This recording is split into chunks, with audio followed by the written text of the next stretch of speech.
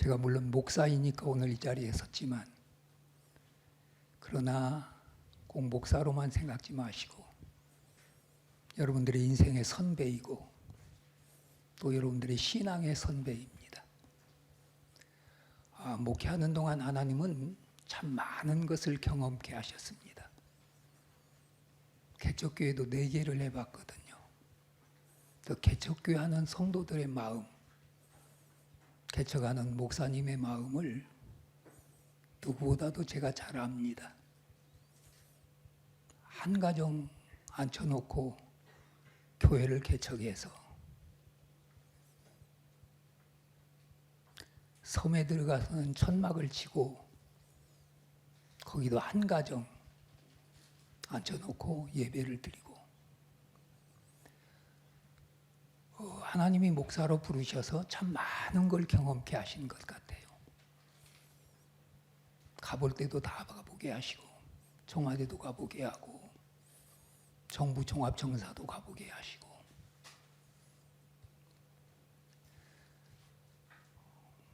세상의 모든 기관은 다 가본 것 같아요.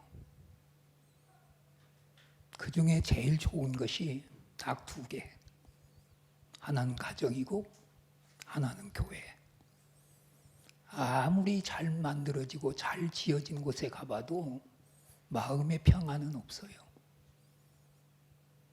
가정에 들어오면 마음이 평안하고 교회를 들어오면 마음이 평안합니다. 또 저 자신에게도 하나님 많은 것 경험하셨어요. 질병도 경험해서 의사가 목회를 쉬라는 진단도 받았고, 대장내시경을 하다가 장출혈이 생겨서 그 자리에서 전신 마취를 하고 배를 20cm 갈라서 대장을 8cm를 잘라내고, 다시 또 유착이 되어서 재수술을 해서 또 12cm를 잘라내고, 이런 과정을 겪어가면서 하나님은 많은 걸 깨닫게 하셨습니다. 제가 병원에 있으면서 한 손에 링겔을 꽂고 사는 동안 장애인들의 아픔을 경험케 하셔서 퇴원해서 교회에다가 사랑부를 만들었습니다. 장애인들 모이는 예배 공동체지요. 수술을 하고 얼마나 고통스럽던지, 통증 주사를 맞고 진통제를 맞아도 너무너무 고통스러워요. 그때 주님이 내게 어떤 마음 주셨는 거니? 주님은 통증 주사도 맞지 않고 진통제도 맞지 않으시고 십자가 위에서 그 고통 당하셨는데, 너는 통증 주사도 맞고 진통제도 맞으면서 그거 아프다고 신음하느냐? 주님이 십자가의 아픔과 고통을 깨닫게 하셨어요. 그냥 듣더만 소리였고, 목사이지만 그 십자가의 아픔, 십자가의 형벌, 십자가의 고통, 그렇게 크게 깨닫지 못했는데, 그런 과정을 통해서 하나님이 십자가의 고통도 십자가의 아픔도 몸소 깨닫게 하셨습니다. 목회하는 동안 많은 것 깨닫게 하셨고, 그래서 오늘 이 시간 내가 여기 오면서 그랬어요. 성도들이 나를 꼭 목사로만 보지 않고 신앙의 선배로, 인생의 선배로 오늘 말씀을 들어주면 좋겠다, 그런 생각을 하고 오늘 왔습니다. 짧은 시간이니까 할 말은 참 많은 것 같은데, 하나님 말씀 먼저 한번 보지요. 데살로니가 전서 2장 13절입니다. 데살로니가 전서 2장 13절. 여기다 좀 띄워달라고 그랬더니, 자, 성경 찾지 말고, 시간 없으니까 이거 읽도록 하시죠. 데살로니가 전서 2장 13절 시작.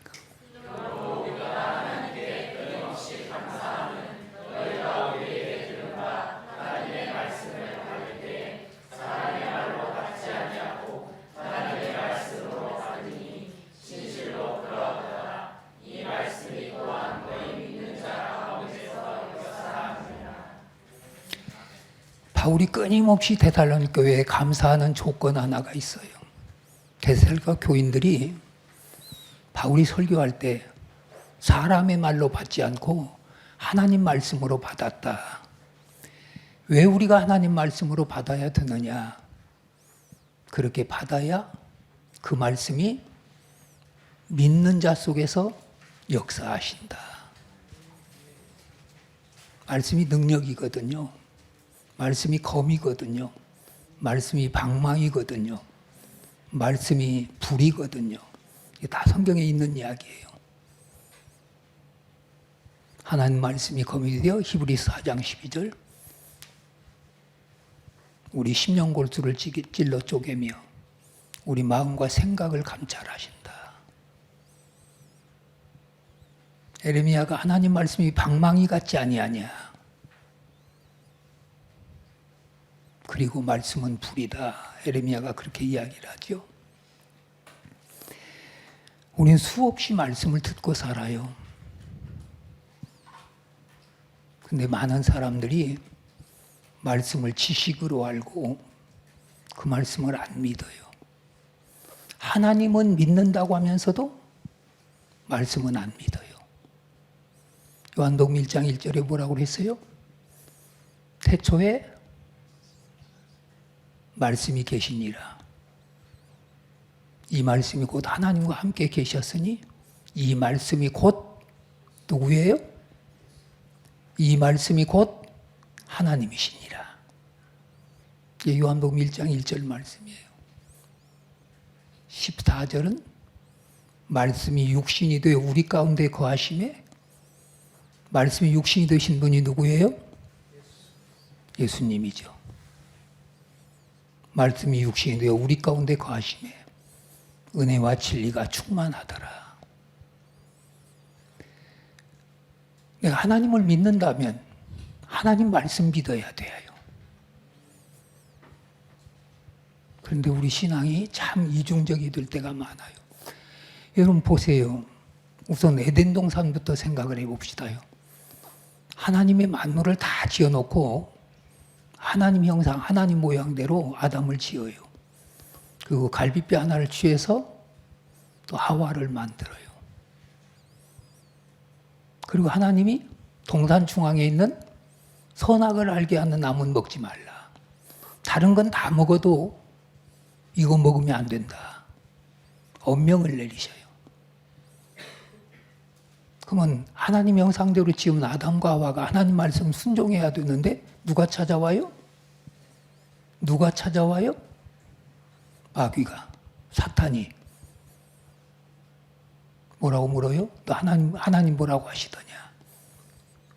정말로 먹지 말라고 하더냐? 네가 이거 먹으면 너도 하나님과 같이 된다. 하나님과 같이 눈이 밝아질 것이다. 오늘 예수를 믿는 많은 사람들이 이 갈등 속에 살아요. 하나님은 이렇게 하라고 하시는데 마귀는 그렇게 안 해도 된다. 하나님 말씀 안 듣고 네가 그거 먹으면 너도 하나님같이 되는데. 이 오늘날 하나님 말씀에 순종하지 않는 사람들은 다 자기가 하나님이 되어 사는 사람들이에요. 이 아담과 하와의 갈등, 이거 오늘 모든 신자들의 갈등이기도 합니다. 우린 끊임없이 하나님 말씀 들으면서도 마귀는 늘 우리를 찾아와요. 그렇게 안 살아도 돼. 꼭 그렇게 살 필요 없어. 뭐 그렇게 유별나고 살라고 하냐. 너 좋을 대로 살면 되지. 네가 하나님인데 늘 우리를 이렇게 미혹하거든요. 근데 성도들은 늘 이 갈등 속에서 살아요. 그래서 제가 오늘 본문 에베소서 6장 10절부터 이 본문을 택해 보았습니다. 자, 에베소서 6장 10절부터 좀 띄워주셔요.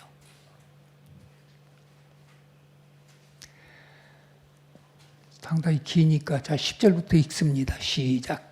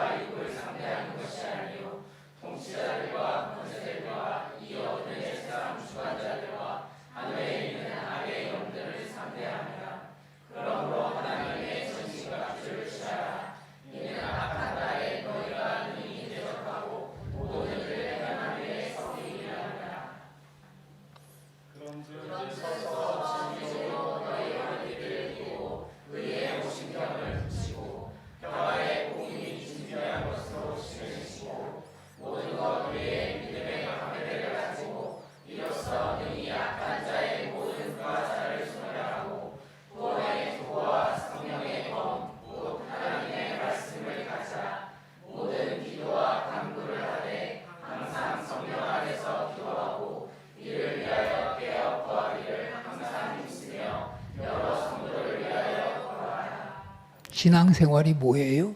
영적 싸움입니다. 신앙생활 한마디로 말하면 영적 싸움이에요. 그냥 교회만 왔다 갔다 하는 게 신앙생활이 아니고 찬송 부르고 기도만 하는 것이 신앙생활이 아니고 우린 날마다 영적 싸움을 싸우고 살아요. 근데 그 영적 싸움은 내 힘으로는 못 이겨요. 사람은 자기도 다 알지 못하고 자기도 못 이기고 사는데 내가 왜 그렇게 했나? 내가 왜 이 길을 갔나? 내가 왜 이런 걸 선택했나? 사람은 자기도 모르고 살아요. 사람이 어떻게 마귀를 이기고 세상을 이기고 죄를 이기고 자신을 이길 수 있었겠어요? 아무도 그거 이긴 사람 없어요. 그걸 이기는 비결이 오늘 바로 에베소서 6장 10절에서 나오는 말씀이에요. 주 안에서 그 힘의 능력으로 강건하여지고 그 힘의 능력으로 강건하여지고 주 안에서 그 힘의 능력은 성령의 능력 말하고 있죠. 그리고 악한 마귀를 대적하기 위해서 전신갑주를 취하라. 영적 무장하란 말입니다. 머리에는 구원의 투구, 구원의 확신이죠. 그래도 넘어져요. 구원의 확신 가지고 사는 사람도 넘어져요. 왜? 환경이 우리를 넘어뜨려요. 여러분 엘리야 보세요. 열왕기상 19장 보면 엘리야가 이제 바알과 아세라 선지자 850명과 싸워서 그들 다 죽여요. 3년 6개월 동안 비가 오지 않으니까 엘리야가 기도하니까 하나님께서 하늘을 열고 비를 주셔요. 그런 놀라운 능력을 행했던 엘리야가 850명의 바알과 아세라 선지자를 죽였다는 소식을 듣고는 이세벨이 엘리야를 죽이기로 작정해요. 엘리야가 겁이 더럭 나요. 그렇게 그 능력을 했어도 자기 죽인다고 하니까 겁이 더럭 나요. 두려움이 더럭 나요. 그래서 살기 위해서 도망을 가요. 사환 하나 데려가다가 사환을 거기 두고 광야에 들어가서 로뎀나무 아래에 앉아요. 하나님께 어떤 기도 드려요? 하나님, 나 죽여주세요. 내 생명 거두어 주세요. 우리가 끝까지 하나님 붙들지 아니하면, 끝까지 하나님과 함께 하지 아니하면 환경 바라보면 그 환경 때문에 우리도 다 넘어질 수 있어요. 그렇기 때문에 우리는 늘 기도하면서 성령 충만을 구해야 합니다. 신앙생활 내 힘으로 할 수 없어요. 성령의 능력이 힘입고 하는 거죠. 제가 목회를 하면서 그 많은 일들을 하면서 하나님께 감사한 건 하나님이 늘 그 능력으로 나와 함께 하셨기 때문에. 여러분 교회 안에 별의별 사람들 많지 않아요? 제가 섬기는 교회만 해도 신문사 회장이 있었죠. 별 2개 스타가 있었죠. 행정부지사가 있었죠. 대학 교수들, 박사들 많았죠. 세상적으로는 그분들이 다 나보다 잘난 사람들이고 더 많이 배운 사람들이고 더 똑똑한 사람들이에요. 제가 무슨 힘으로 목회를 했겠어요? 하나님 주시는 힘, 하나님 주신 능력, 말씀 가지고 목회를 한 거지요. 사모들을 위한 잡지, 라일락이라는 잡지가 나옵니다. 외국까지도 가는 그 잡지죠.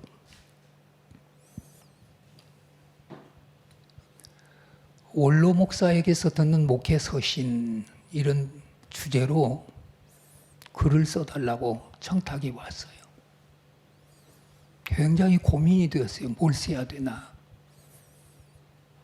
내가 목회한 이야기를 쓰면 내 자랑일 것 같고 목회의 여러 가지 방법들을 보면 서정에 훨씬 더 좋은 책들이 많은데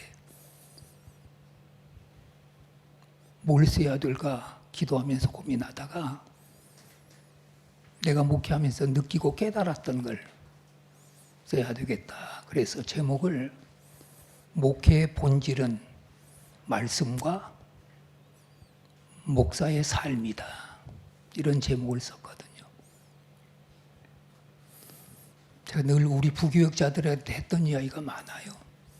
그 중에 가장 많은 이야기가 아무리 목사가 강단에서 설교를 청산유수같이 해도 예수님의 가장 위대한 설교는 예수님의 삶이었다. 그건 목사도 예외일 수는 없다.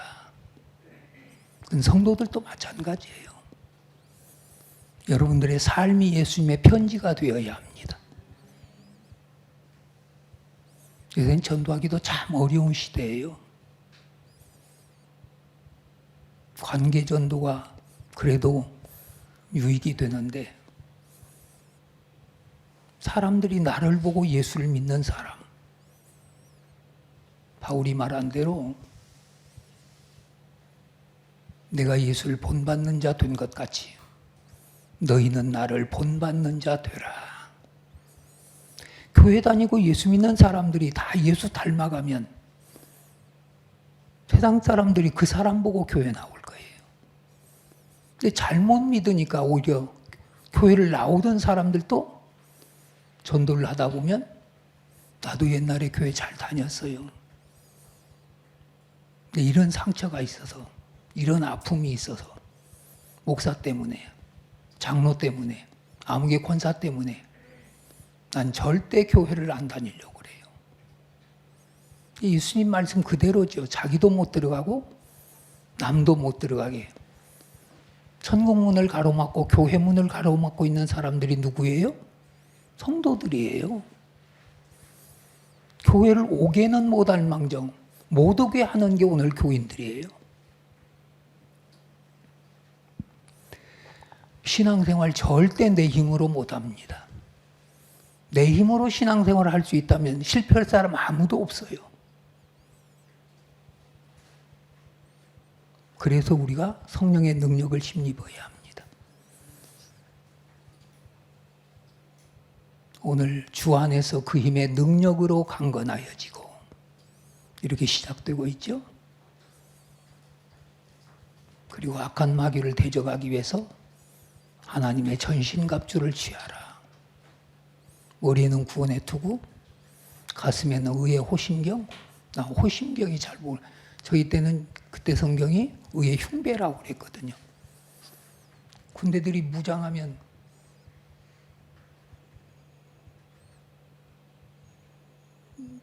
지금도 뭐 총탄 방지하기 위해서 경찰들이 입는 저기가 있죠. 방탄조끼. 그래서 의의 흉배하면 얼른 이해가 되는데 의의 호심경 하면 저도 이해를 잘 못해요. 허리에는 진리의 띠, 발에는 복음의 신발, 한 손에는 믿음의 방패. 이건 다 방어 무기예요. 공격 무기는 하나예요. 하나님의 말씀의 검.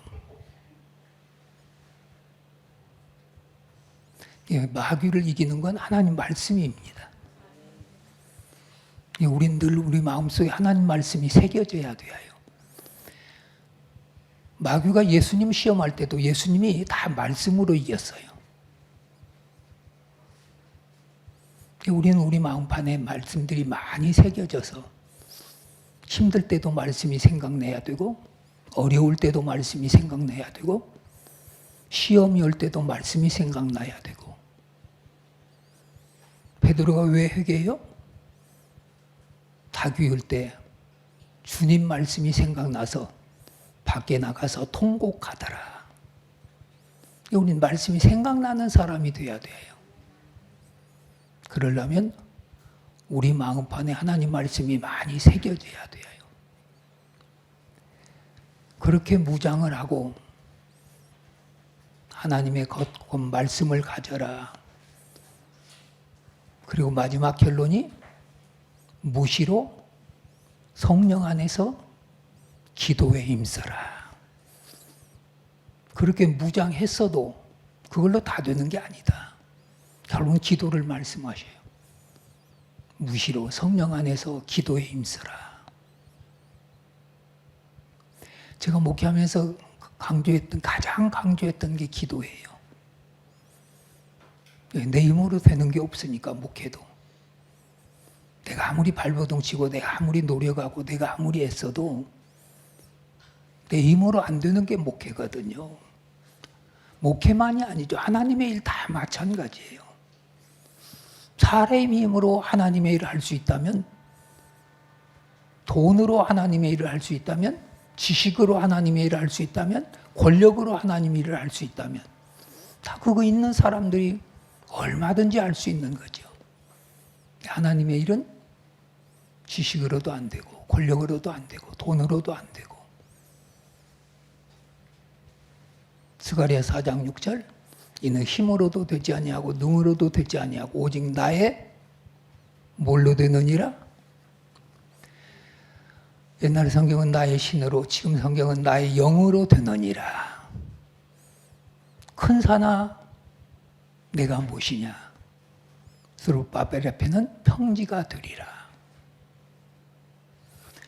힘으로 되지 아니하고 능으로 되지 아니해도 하나님 영으로 된다고 하셨습니다. 우리는 끊임없이 기도하면서 성령 충만을 구해야 돼요.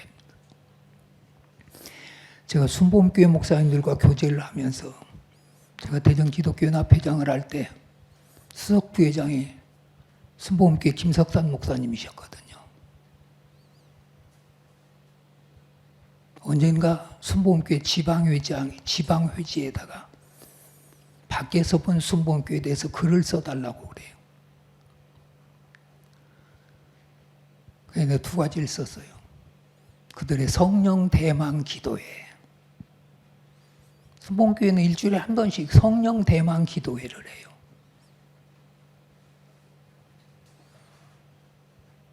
그게 순복음교회 힘이에요. 끊임없이 저들은 성령을 추구하고 성령을 사모하고 성령을 대망해요.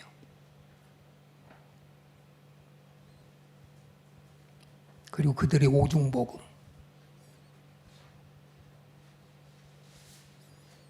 성결교회가 사중복음인데 거기다 하나의 축복을 더 넣었거든요. 내 영혼이 잘됨 같이 내가 범사에 잘되고 내가 강건하기를 원한다. 조윤기 목사가 이걸 삼박자 축복이라고 그러죠.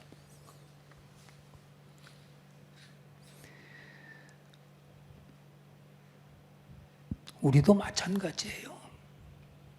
누가 신앙의 승리자예요? 기도하는 사람입니다. 제가 목회하면서 깨달았던 거고 또 목회하면서 느꼈던 거고 또 목회를 마치면서도 결론이 기도밖에 없다. 전 여러분들이 기도하는 성도들 되시기를 바랍니다. 왜 기도해야 돼요? 히브리서 4장 16절 보면 우리가 긍휼하심을 입고 때를 따라 돕는 은혜를 얻기 위하여 은혜의 보좌 앞에 나가 담대히 구할지니라. 하나님의 긍휼하심 입기 위해서 우린 늘 기도해야 돼요. 예, 우린 늘 죄 가운데 사니까. 그리고 우리가 살아간 삶의 자리에서 하나님의 도움이 절대적으로 필요한 사람들이요.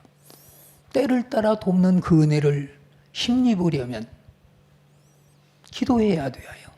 그러기 위해서 은혜의 보좌 앞에와 담대히 무릎을 꿇을지니라. 기도하란 말이죠. 성경이 무슨 책이냐? 구원의 책이면서 기도의 책이에요. 성경 기도에 대한 이야기들 너무 많이 기록하고 있어요. 예수님도 다 명령하시죠. 여러분 성경에 나오는 기도에 대한 말은 전부 명령사입니다. 구하라, 찾으라, 두드려라, 내 입을 넓게 열라. 너는 내게 부르짖으라. 너는 쉬지 말고 기도해라. 성경에 나오는 모든 기도에 대한 단어는 전후 명령사예요. 왜 기도를 명령하고 명령사로 기록했을까? 그건 안 하면 안 되는 거니까. 명령은 반드시 지켜야 되는 것이고 명령은 반드시 따라야 되는 것이니까. 여러분, 하나님 명령 따라야 되지 않아요? 근데 명령만 하신 게 아니라 다 응답도 약속하고 있어요. 그래서 하나님이 좋으신 분이에요. 명령만 해도 우리는 따라야 되는데 응답을 다 약속하고 계시거든요. 구하라, 얻는다, 찾으라, 찾는다, 두드려라, 열린다, 내 입을 넓게 열라, 내가 채우리라, 너는 내게 부르짖으라, 내가 내게 응답하겠고 내가 알지 못하는 크고 비밀한 일을 내게 보이리라. 여러분, 명령만 해도 우리는 그 명령에 순종해야 되는데 응답까지도 약속을 하고 있다면 기도 안 할 사람이 없어요. 하나님은 하나님의 자녀된 우리에게 기도의 열쇠를 들려주셨어요.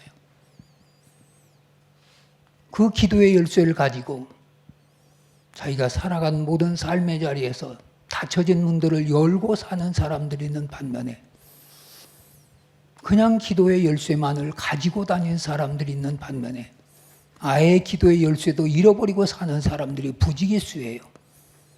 기도의 열쇠를 잃어버린 사람들은 기도할 필요성을 못 느끼는 사람들. 기도의 열쇠를 가지고 다니는 사람들은 기도해야 되는 줄 알면서도 기도하지 않는 사람들.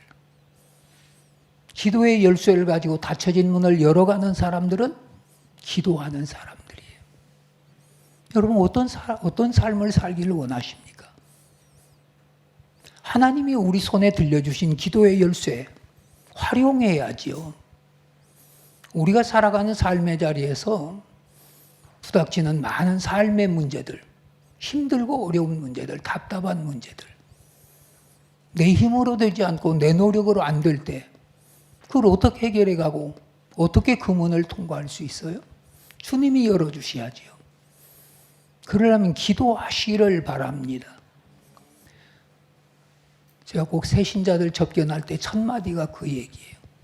우리 교회는 기도하는 교회입니다.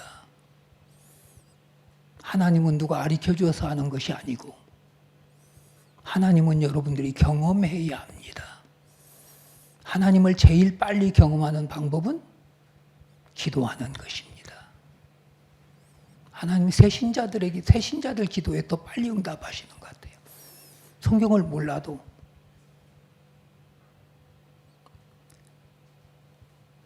여러분, 우리에겐 기도의 제목이 얼마나 많아요. 물론 자신을 위해서도 기도해야죠.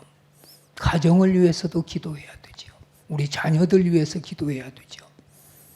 여러분들이 섬긴 교회 위해서 기도해야 되죠.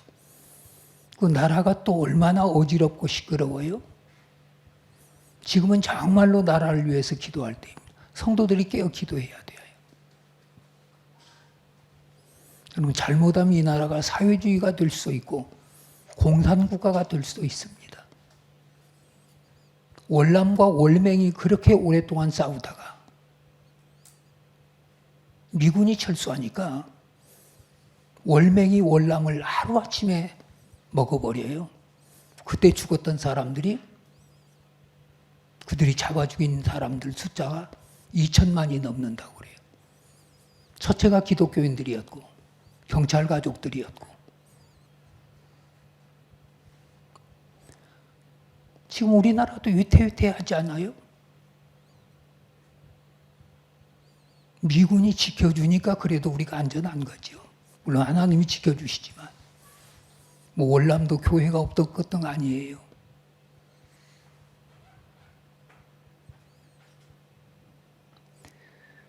우린 기도할 제목들이 참 많은 사람들이에요. 특별히 자녀를 키우는 부모들은 자녀들 위해 기도를 많이 쌓아놓아야 합니다.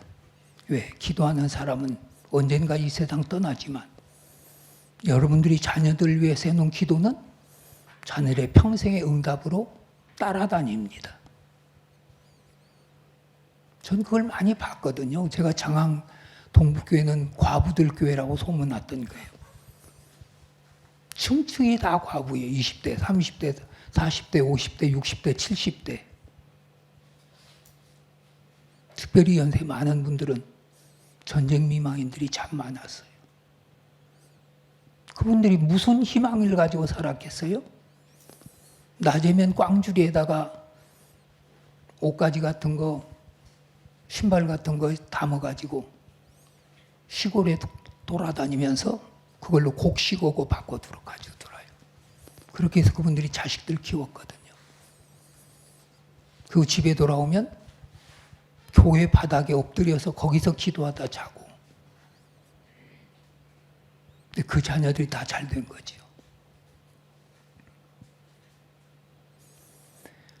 특별히 자녀를 키우는 부모들은 자녀들 위해서 기도하시기를 바랍니다. 기도가 능력이에요. 기도가 힘이에요. 기도해야 응답이 있죠. 기도도 안 하면서 응답 기다린다면 그건 잘못된 거 아니에요. 기도하는 사람 하나님 반드시 응답을 약속하고 있으니까. 특별히 자녀들 위해서 기도하는 그런 가정들 되시기를 바랍니다. 우리 시대는 목회자가 가정은 뒷전이었어요. 교회가 우선이었고 목회가 우선이었고. 그래서 제가 삼남매 키우면서 애들 뒷바라지를 전혀 못한 거예요. 그 대신 기도는 많이 해주었거든요. 제가 은퇴하면서 교회가 책을 하나 만들어 주었어요. 교인들한테 그 표제를 공모해서 당선작이 사랑과 감사가 여기에. 그래서 전교인들한테 이제 은퇴 얼마 앞두고 편지를 쓰라고 그랬어요. 컴퓨터 치지 말고 다 자필로 써라. 그러기야 그게 좋겠다. 그래도 이제 컴퓨터로 쳐서 낸 사람도 있고, 근데 자필로 쓴 사람들이 많아요. 근데 우리 새 아이한테도 편지를 쓰라고 그랬어요. 아버지한테. 그리고 내가 대전에서 가까이 지내는 칠형제 교회 목사님들이 있거든요. 새로남교회, 하늘문교회, 한밭제일교회, 영락교회, 송천교회, 둔단중앙집례회, 지금 디딤돌교회로 바꿨죠. 그분들과 기도하면서 대전 복음화, 대전 흥시화를 위해서 우리 함께 기도하자 그래서 그 모임 만든 게 한 24년 된 것 같아요. 지금도 매월 첫 월요일 날 아침에 모여서 조찬을 하고 기도 모임을 갖고 헤어집니다. 내일 또 9월 모이는 날인데 월요일 날도 그 목사님들한테도 전부 편지를 쓰라고 그랬어요. 그래가지고 책을 이만큼 두껍게 해서 예배 시간에 그한테 증정하는 증정식을 해주었거든요. 근데 우리 아이들이 뭐라고 편지를 썼는 거니? 자기들이 자랄 때 아버지가 너무 우리한테 무관심했다. 새아이가 뭐 입도 맞출 줄 않았는데 똑같이 그렇게 써는 거야. 하나는 미국에서 공부할 때고 하나는 슬로바키아 나가 있을 때고 딸만 한국에 있을 텐데. 어떤 날 사모하고 이제 아이들 놀이터에서 젊은 부모들이 아이들 데리고 재밌게 노는 걸 보면서 우리 사모한테 그랬어요. 여보, 우리 아이들하고 저런 시간 한 번도 못 가졌네.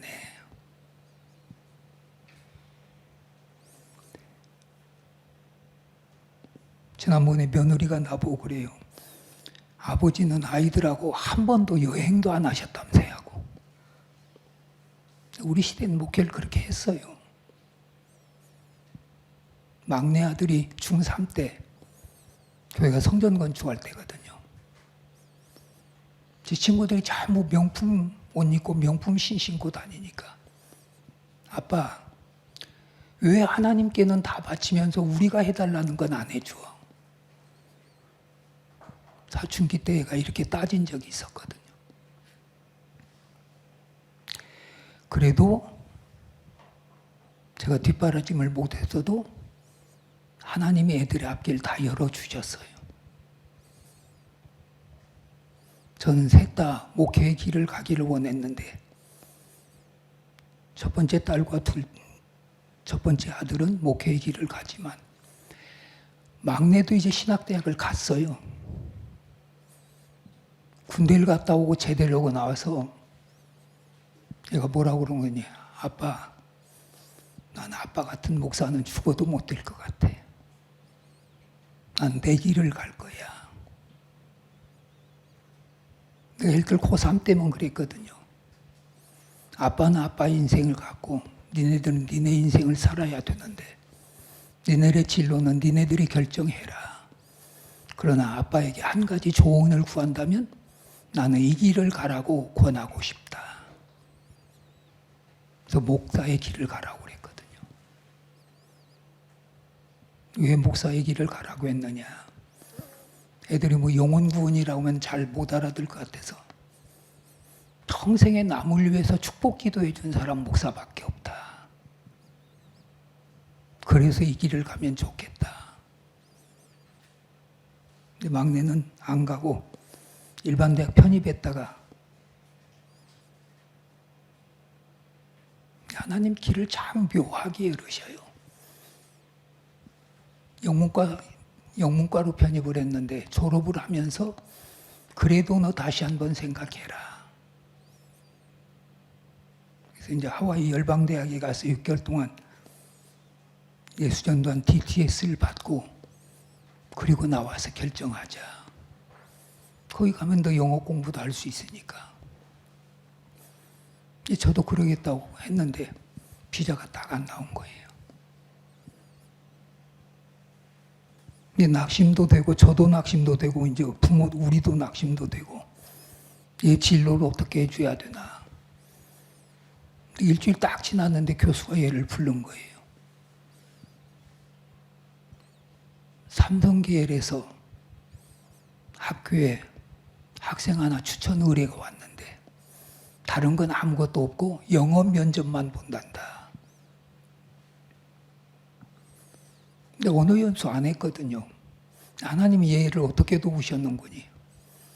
영문학과 막 편입을 했는데 호주에서 온 교환 교수가 야보다 1살 위에 교환 교수가 나와 있었어요. 이 친구가 어울려서 2년 동안을 돌아다니더만 언어가 저절로 트인 거예요. 하나님 그렇게 예비하셨고 영어 면접 봐서 회사 주재원으로 지금 슬로바키아에 나가 있는 지 한 7, 8년 됩니다. 아이들의 길을 하나님께서 열어가신 것 보면 참 기적이다. 큰애도 마찬가지예요. 결혼시켜놓고 이제 목회를 하라고 그러니까 전대 집어넣어줬던가 가지고 아버지 좀 미국 가서 공부하고 올래요. 지가 간다니까 막을 수는 없어서 그럼 석사만 하고 와라. 어쨌든 넌 목회해야 된다. 근데 그거 가지고 이제 공부하러 갔거든요. 근데 석사 마치고 안 들어요. 근데 IMF가 딱 터진 거예요. 얘가 학교에서 저녁 10시부터 새벽 2시까지 학교 화장실 청소 알바를 한 거예요. 그거 한다고 그러죠. 목사는 경험해야 할 일이니까 그게 좋은 경험이 되면 되겠다. 좋겠다. 근데 그렇게 해서 이제 공부 마치고 언어 연수도 안 받고 처음에 가니까 50%는 듣고 50%는 강의를 못 듣겠더래요. 그래도 애를 쓰면서 매달린 거죠. 딱 7년 만에 공부 마치고 돌아왔는데 처음에 와서 내 학교를 돌아다니면서 보따리 강사를 하대요. 너 그러고 다니지 말고 큰 교회 가서 부목 생활해라. 목회 배워라. 그래서 이제 1년은 강사 생활을 하고 서울의 큰 교회에 이제 부목 이야기를 하고 있는 중인데 학교에서 딱 신문 광고가 난 거예요. 갑작스럽게 교수 하나가 사고를 쳐서 사표를 내게 됐어요. 근데 아빠 학교에 이력서 좀 낼래요. 그럼 내봐라. 학교님이 학교에서 20년 강사 생활을 한 교수가 하나 있었대요. 총장은 그 사람 세우려고 다 준비를 해놨고 결국은 이사회에 그 교수가 1위로 올라가고 우리 아들이 2위로 올라갔거든요. 뭐 대련이 생각도 안 한 거죠. 그런데 이사회에서 문제가 붙은 거예요. 왜? 강사 생활은 20년 했지만 그분 나이가 59살 됐대요. 이제 얼마 있으면 정년퇴직할 사람, 이제 젊은 사람들하고 세대 차이가 그렇게 나는데 왜 꼭 총장 이 사람을 쓰려고 하느냐. 지금 시대가 얼마나 빨리 변하는데 총장이 곤란하니까 그럼 두 사람 다 쓰겠습니다. 그래서 그냥 학교 들어간 거예요. 대학 교수 들어가기가 쉽지 않거든요. 또 다 학교가 학교 발전 기금을 요구하고 그런데도 10원 한 장 안 쓰고 왜 하나님이 나 돈 없는 거 아시니까 그냥 들어가게 하신 거죠. 저는 이런 걸 보면서 자녀들을 위한 기도는 헛되지 않는다. 기도하는 부모는 언젠가 이 세상을 떠나지만 그 기도는 살아있어서 자녀의 평생의 응답으로 주어진다. 내가 모자원 가정들을 보면서 그걸 봤거든요. 여러분 인생 기도로 세워가시기를 바랍니다. 기도로 열어가시기를 바랍니다. 기도로 만들어가야 돼요. 기도하기가 쉽진 않아요. 그래도 기도해야 돼요. 여러분들이 교회를 못 나오면 여러분들 집에서라도 시간을 정해놓고 기도하시기를 바랍니다. 기도해야 내 영이 살아요. 기도해야 내 가정이 살아요. 기도해야 내 자녀들의 앞길이 열려요. 예수님이 이제 새 제자를 데리고 십자가 지기 위해서 겟세마네 동산에 올라가셔요. 예수님은 기도로 십자가를 준비하셨고 기도로 십자가를 지셨어요. 마지막 겟세마네 기도가 십자가를 지기 위한 기도거든요. 아버지여 내 원대로 마옵시고 아버지 원대로 되기를 원하나이다. 내 마음이 심히 민망하여 죽을 지경이 되었다. 베드로, 야고보, 요한 데리고 겟세마네 동산에 올라가요. 그 나와 함께 깨어 기도하자. 새 제자들이 예수님을 위해서 기도해 주기를 바래서 데리고 올라가셨거든요. 주님이 기도하다 와서 보면 또 자요. 또 깨놓고 가서 기도하다 보면 또 자고 있어요.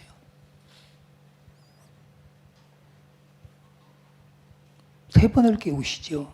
그러면서 하셨던 말씀이 세 가지를 지적해요. 잠이 많아서 기도하지 못한 것, 육신이 피곤해서 기도하지 못하는 것, 마음이 원이로되 육신이 약하도다. 피곤해서 기도하지 못하는 것, 이 세 가지를 지적하셔요. 그걸 지적하시면서 뭐라고 그러셔요? 나와 함께 1시간도 깨어 기도할 수 없더냐. 시험에 들지 않게 깨어 있어 기도해라. 여러분 시험에 들고 기도하면 그 시험 해결하기 위해서 훨씬 기도가 힘들어집니다. 근데 시험 들기 전에 시험을 예방하는 기도를 하라고 그랬잖아요. 주기도문도 그랬잖아요. 시험에 들게 하지 마옵시고. 병 들고 나서 기도하는 것보다 병 들기 전에 기도하는 게 훨씬 좋아요. 건강할 때 하나님 내 건강 지켜주세요 해야지요. 사업에 실패하고 기도하는 것보다 하나님 내 사업에 실패가 없게 해주세요라고 기도하는 게 훨씬 지혜로운 사람 아니에요? 요새 의학도 예방의학이 유행이에요. 예수님 우리에게 예방 기도를 하라고 그랬어요. 시험에 들지 않게 깨어있어 기도해라. 너희가 나와 함께 1시간도 기도할 수 없더냐. 여러분 기도의 최소 분량이 1시간이에요.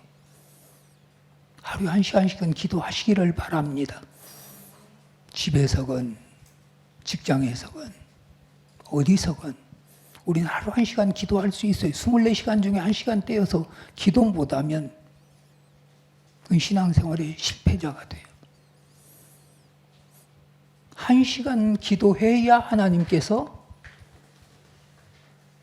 시험에 들지 않게 우리 삶을 책임져 주신다는 이야기입니다. 여러분, 여러분들의 신앙이 기도가 살아나시기를 바랍니다.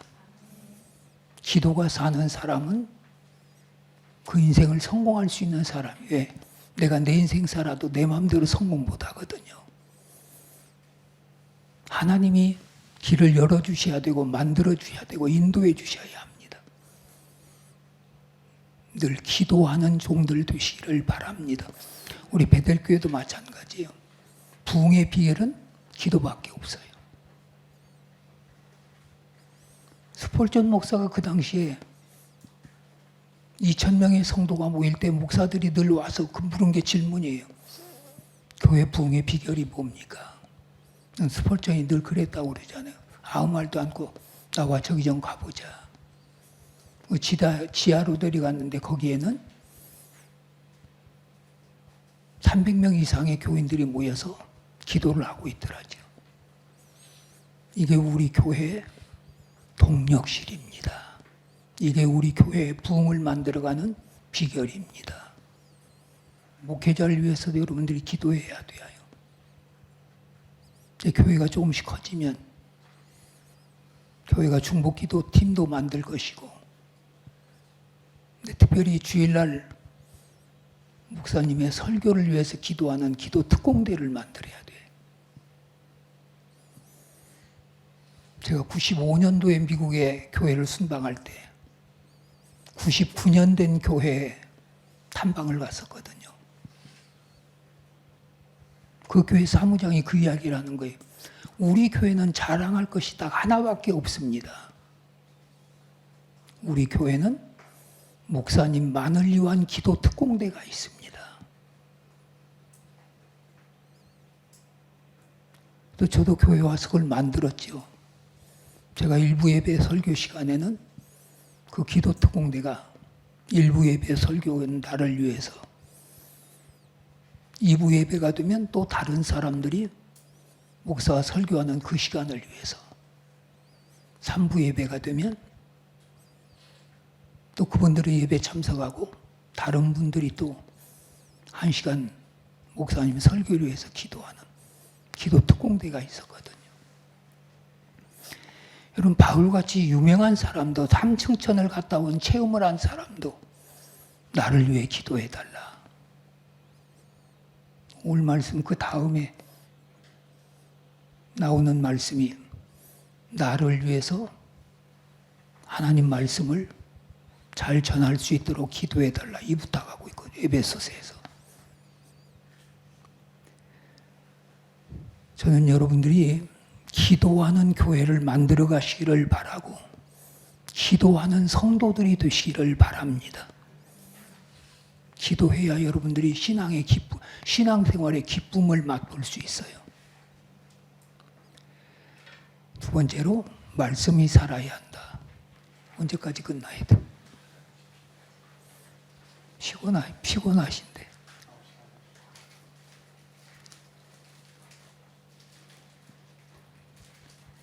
제가 설교 길게 안 하거든요. 방송 설교를 한 30년 하면서 제 설교는 아주 딱 25분으로 끝나요. 근데 그건 방송 설교니까.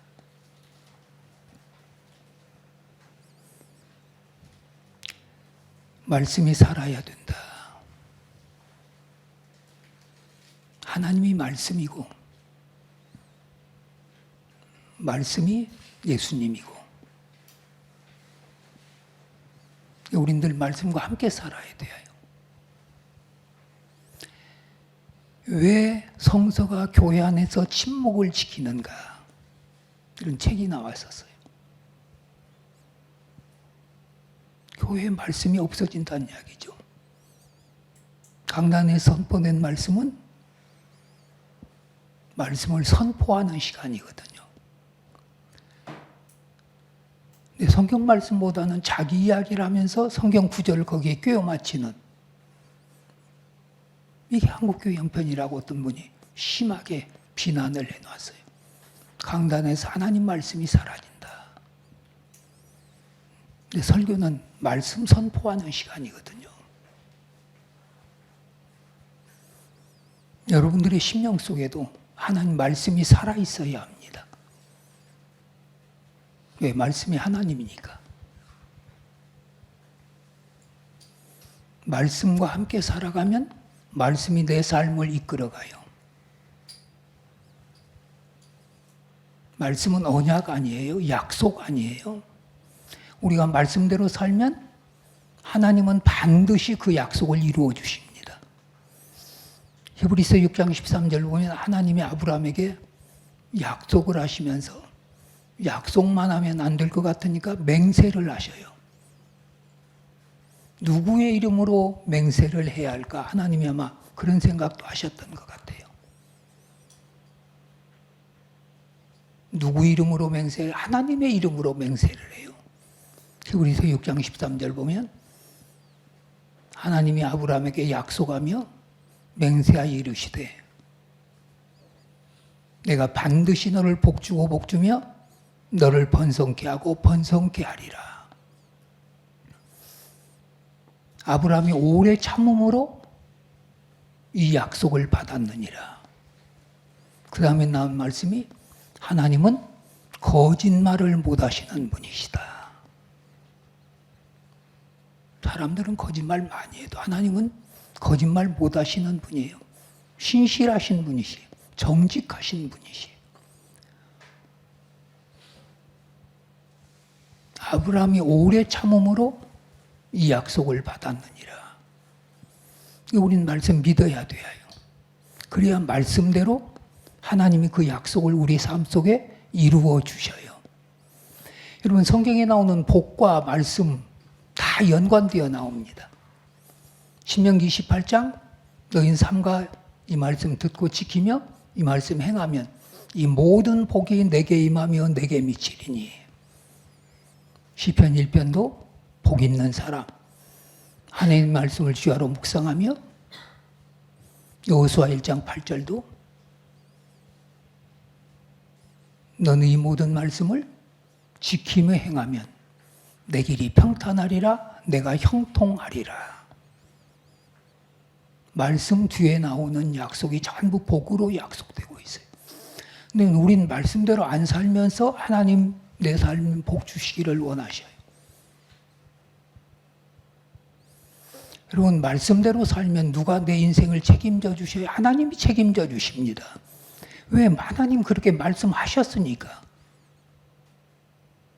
근데 우리는 말씀 없이 살 때가 너무 많아요.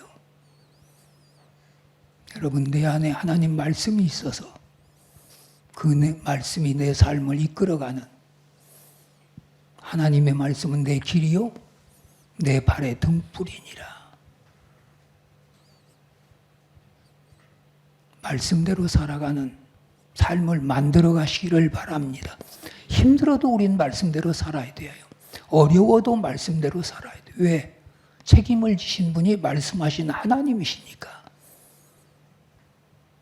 늘 말씀대로 살아가는 이런 믿음의 훈련이 우리에게 있어지시기를 바랍니다.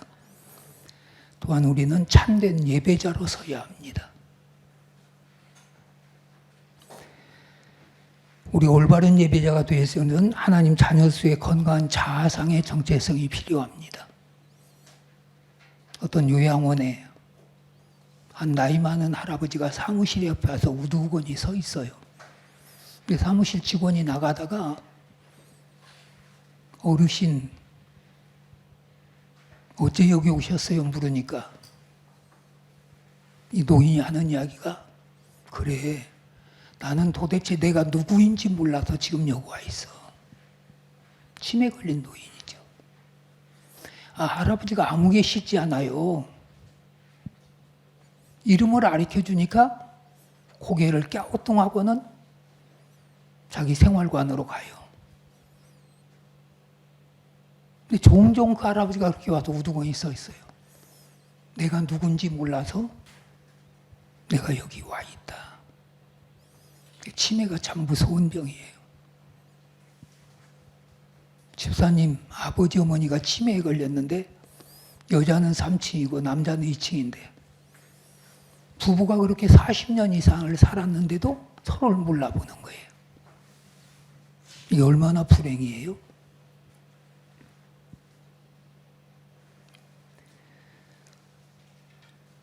여러분, 우린 그리스도 안에서 나는 누구인가?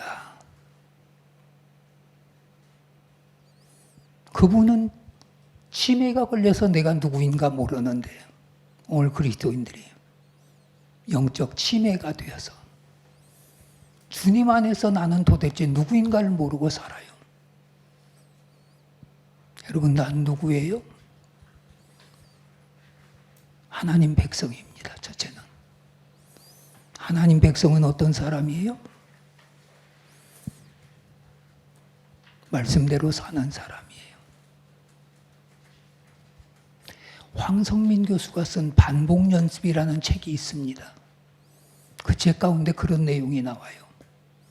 1950년대에 인디안 구역의 청소년들이 아편에 쪄들고 알코올에 쪄들어요. 왜 아이들이 갑작스럽게 이렇게 변했을까? 그걸 연구해서 많은 학자들이 연구를 하는데 앨리슨이라는 사람이 그 인디안 마을을 찾아가요. 그래서 그걸 연구해요. 그러면서 이런 걸 발견했어요. 아이들이 학교를 가면 선생들이 전부 백인 선생들이에요. 근데 아이들한테, 인디언 아이들한테 왜 너희들 학교 와서도 그렇게 인디안 짓 하니? 굳이 힘을 안 주는 거예요. 인디안이니까 인디안 짓 하는 거죠. 그러면 애들이 집에 가면 부모가 야단을 치는 거예요. 너 왜 백인 짓 하고 사냐? 애들이 혼란을 가져온 거예요. 이 말도 못 따르고 저 말도 못 따르고. 거기서 오는 절망감이 아이들을 알코올 중독자를 만들고 아편 중독자를 만드는 거예요. 저는 이 글을 읽으면서 오늘의 한국교회 교인들, 그 교회 안에서 자란 청소년들을 생각해 봤어요. 교회 오면 하나님 말씀대로 살아라. 세상에 나가면 너 그리스도인이 뭐 그럼 그러냐. 똑같은 모습들일 거예요. 이런 갈등들을 우리가 어떻게 해결하고 살 것인가. 여러분, 우리는 하나님의 백성입니다. 하나님의 백성들이 누구예요? 하나님의 말씀대로 사는 사람이 하나님 백성이에요.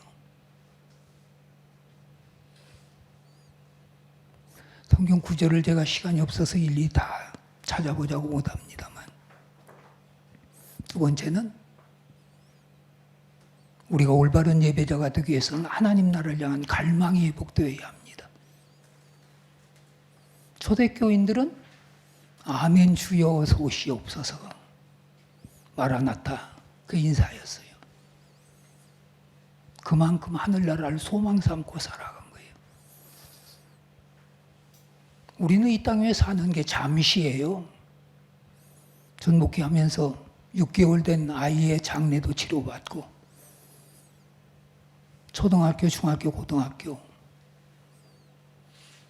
애들 장례를 다 치료받거든요. 여러분, 내 생명 내 거 아니에요. 하나님이 아무 때라도 부르시면 우리는 가야 돼요.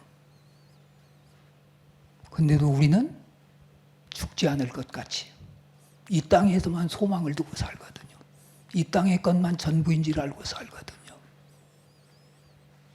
그러나 언젠간 다 돌아가야 할 인생들입니다. 이 땅을 살면서도 하늘나라가 소망이 되시기를 바랍니다. 하늘나라 갈망하며 살아야 돼요. 언젠간 돌아갈 내 고향, 언젠간 돌아가야 할 내 본향. 우린 다 이 땅 위에서 나그네 같은 인생길을 삽니다. 이 땅이 우리 본향이 아니에요. 그래서 우리는 늘 예배를 드리면서도 하늘나라에 대한 갈망이 있어야 돼요. 하늘나라에 대한 소망이 있어야 돼요. 목사는 장례를 참 많이 치르지 않아요? 얼마나 제가 장례를 많이 치렀는지 몰라요. 그런데 장례를 치를 때 고민이 있어요. 믿음 생활을 제대로 안 하고 간 사람들 장례를 칠 때는 할 말이 없어요. 믿음 생활을 제대로 한 사람은 자랑스러운 게 많으니까 이분이 이렇게 살다 가셨습니다. 이렇게 믿음 지키며 살다 가셨습니다. 이렇게 봉사하고 충성하며 헌신하며 살다 가셨습니다. 자신 있게 설교를 하지요. 그렇지 못한 사람들, 아예 안 믿다가 돌아가신 분들 설교는 정말 못한 것 같아요. 목사의 양심에서. 그렇다고 그 유족들한테 이 사람 예수 안 믿어서 지옥 갔습니다, 이렇게는 못하지 않아요.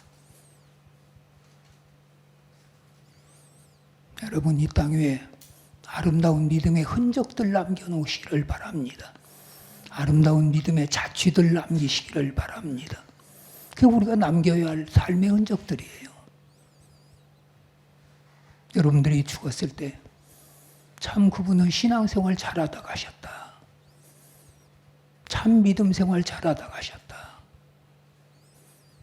그런 칭찬을 들어야지 그 사람 죽기 잘했어, 그 사람 벌써 갔어야 할 사람인데, 그러면 이런 비난의 대상이 된다면 그게 얼마나 불행한 사람이에요. 우리는 우리가 살다 간 그 자리에 우리의 삶의 흔적도 남겨지고 우리 믿음의 흔적도 남겨집니다.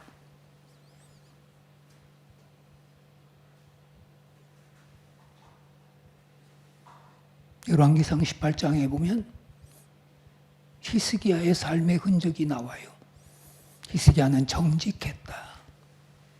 다윗과 같이 정직하여, 성경이 이렇게 이루어 있죠. 그리고 그 전후 여러 왕들보다 하나님을 의지하였다. 히스기야 전에도 왕들이 많았고 후에도 왕들이 많았어도 그렇게 하나님 의지하는 사람 없었다. 그는 하나님과 연합하여 하나님 떠나지 아니하고 모세의 율법을 다 지켰다. 히스기야의 믿음의 흔적, 믿음의 자취를 성경이 그렇게 기록하고 있습니다. 우리도 우리가 살다 간 그 자리에 내 삶의 흔적이 남겨지고 내 삶의 자취가 남겨지는데, 여러분들이 베델교회에서 신앙생활하면서 이 베델교 안에 여러분들의 삶의 흔적도 믿음의 흔적도 남겨질 것입니다. 여러분, 하늘나라를 갈망하고 살아가시기를 바랍니다. 세 번째는 하나님 자녀된 기쁨이 회복되어야 합니다. 구원받은 기쁨이죠. 우리가 왜 예배드리면서 구원의 기쁨이 없어요? 늘 내 안에 죄가 자리 잡고 있으니까. 예배드리는 사람은 하나님 전에 나와서 구원의 기쁨이 있어야 합니다. 이게 얼마나 큰 기쁨이에요. 나 같은 죄인 구원해 주신, 내 죄를 다 사해 주신, 이제껏 살게 하신. 전후가 305장이죠.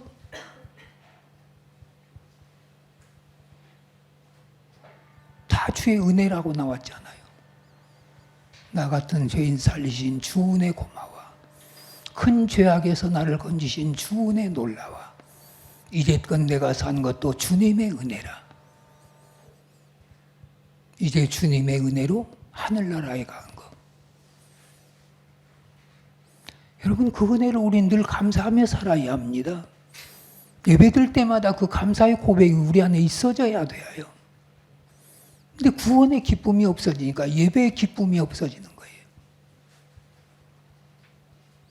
다윗이 밧세바의 아내 우리아의 아내 밧세바를 간음하고 나서 하나님께 통곡하고 회개하면서 그가 드렸던 기도, 하나님 내 안에 구원의 기쁨이 회복되게 하여 하옵소서, 이 기도 드리고 있잖아요.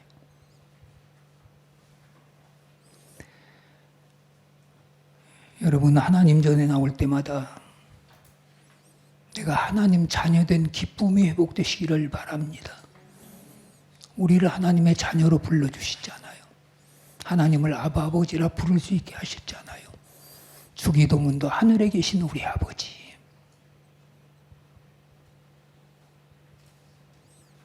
성경에 아버지란 말이 참 많이 나와요. 왜? 우리가 하나님 자녀니까.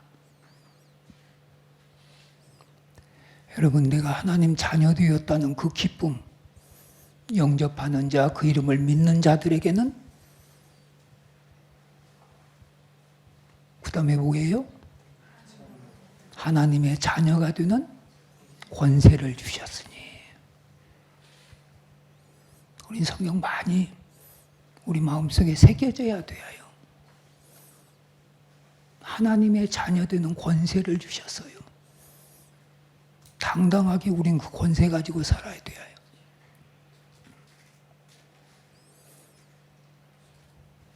세상에 가장 좋은 게 하나님이 우리 아버지 된 거예요. 여러분, 사람들이 대통령을 대통령으로 알기는 해요. 그런데 아무리 가까운 사람도 대통령에 가서 뭘 부탁은 못해요. 뭘 해달라고.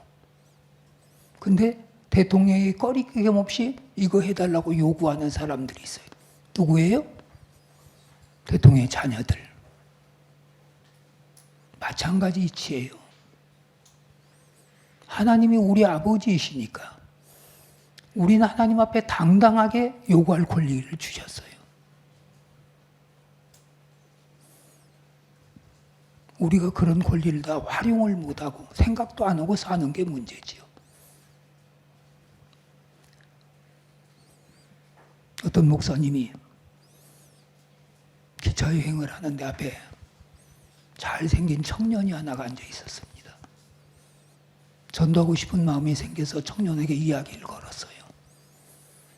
청년은 어디 살아요? 청년의 아버지는 뭐 하셔요? 아버지를 묻는 말에 이 청년이 의기양양해서 자기 아버지 자랑을 하는 거예요. 우리 아버지는 미국 전역에 몇 개의 기업의 브랜치가 있고 전 세계에도 우리 아버지의 사업이 나가 있습니다. 청년이 당당하게 이야기를 해요. 목사님이 그 얘기를 듣고 칭찬해 줬어요. 참 청년 좋은 아버지 두셨네. 근데 그 말 끝에 우리 아버지는 청년의 아버지보다 몇백 배 부자시라네. 청년의 눈이 휘둥그레진 거예요. 도대체 이분의 아버지가 누구일까? 자기도 그런 분 같으면 알 텐데 목사님한테 물어요.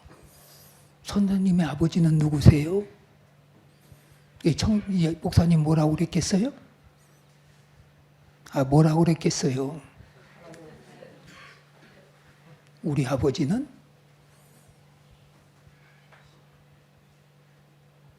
천하의 권세를 가진 하나님 아버지일세.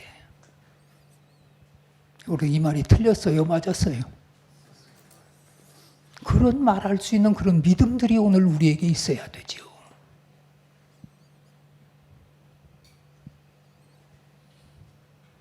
결국은 신앙생활 우리 믿음의 문제입니다. 내가 얼마나 말씀을 믿고 언제나 그 말씀대로 사느냐, 얼마나 말씀의 확신을 가지고 사느냐. 바울이 디모데에게 그랬잖아요. 넌 하나님 말씀 배우고 확신하고 거하라. 그렇게 살아라. 말씀 배우고 아는 것만 끝나서는 안 돼요. 그 말씀에 대한 확신이 있어야 돼요. 그리고 그 말씀대로 살아야 돼요. 바울이 디모데후서 3장에서 그 얘기를 하는 거예요. 모든 성경은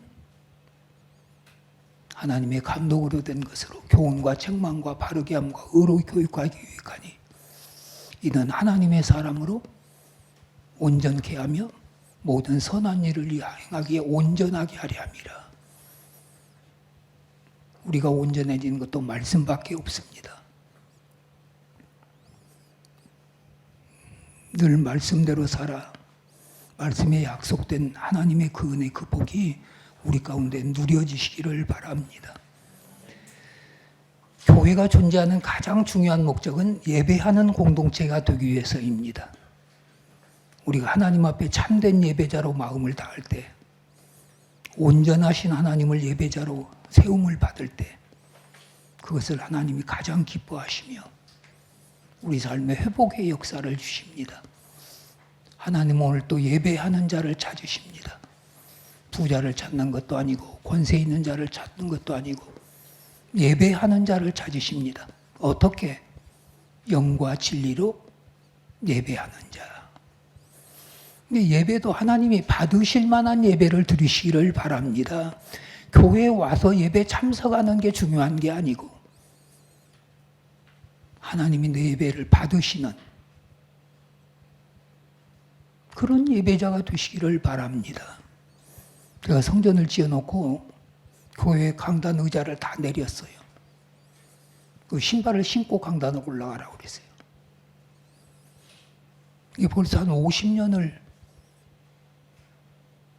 신앙생활을 하면서 기도하면 의례 장로들이 앉아있고 목사가 앉아있는 게 강단이거든요. 이 장로님들이 당회 때 그 얘기를 하는 거예요. 목사님 강단에 의자 올려주세요. 그 신발 벗고 올라가면 좋을 것 같아요. 그래서 그랬어요. 우린 다 예배하는 공동체입니다. 다 한 곳을 바라보면서 하나님을 바라보면서 똑같이 예배를 드리는 공동체이기 때문에 내가 의자를 다 내렸습니다. 그랬더니 장로님 한 분이 그럼 목사님 앉는 의자만도 좀 올려놓으세요. 새신자들이 와도 누가 이 교회 목사인가를 구분을 못하니까 목사님이라도 앉아 계시면 좋을 것 같아요. 그래서 내가 그랬어요.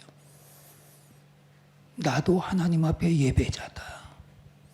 여러분들의 예배만 하나님 받으시는 게 아니고 목사인 내 예배도 하나님이 받으셔야 된다. 예배 드리는 시간은 여러분과 똑같이 예배자로 쓰고 설교하는 시간은 하나님이 내게 말씀에 선포하는 그 직분을 주셨으니까 부목사들이 사회를 해도 나도 여러분과 같은 자리에서 예배를 드리고 싶다. 그 강단 신신고 가라고 그러니까 나중에는 거기다가 더 신을 해달라고 그래요. 그래서 여러분들의 신발이 더러운 게 아니다. 우리 마음이 깨끗해야지. 신발에 뭐가 묻어서 그거 신고 올라가는 게 어떠냐. 강단에 올라간 사람의 마음이 성결해야지. 마음이 깨끗해야지. 그렇게 설득을 시켰더니 그 뒤부터는 그런 얘기들을 안 하셔요. 여러분, 우리가 교회에 오면 하나님 앞에 예배자로 앉아 있습니다. 어떤 생각으로 와서 예배에 참여하고 계십니까? 하나님이 분명 내 예배를 받으신다는 그 확신 가지고 예배를 드리시기를 바랍니다. 하나님이 받으실 만한 예배를 드려야 우리를 치유하시기도 하고 우리를 회복하시기도 하고 우리에게 응답 주시기도 하고 우리라고 하면 하나님의 임재를 경험케 하는 거죠. 예배는 하나님의 임재가 있는 곳입니다. 보고 가는 게 아니에요. 목사가 설교를 어떻게 했나, 대표 기도한 사람이 어떻게 기도를 하나, 찬양한 사람이 어떻게 찬양을 하나, 그거 보러 우리가 교회 오는 거 아니에요. 드리는 거예요. 내일 예배에 대해서는 다시 또 설명을 더 하겠지만 오늘 여기까지 하도록 하죠. 우리 잠깐 기도하실까요? 주신 말씀 묵상하면서 하나님, 나는 어떤 기도의 사람이 되었나, 어떤 말씀의 사람이 되었나, 어떤 예배자로 살았나? 도대체 하나님 앞에서 나는 누구인가? 왜 하나님이 나를 부르셨고 택하셨고 세우셨는가? 주신 말씀 기억하면서 말씀에 자기를 비춰보면서 이 시간 주여 한번 부르시고 한 음성으로 기도하십니다.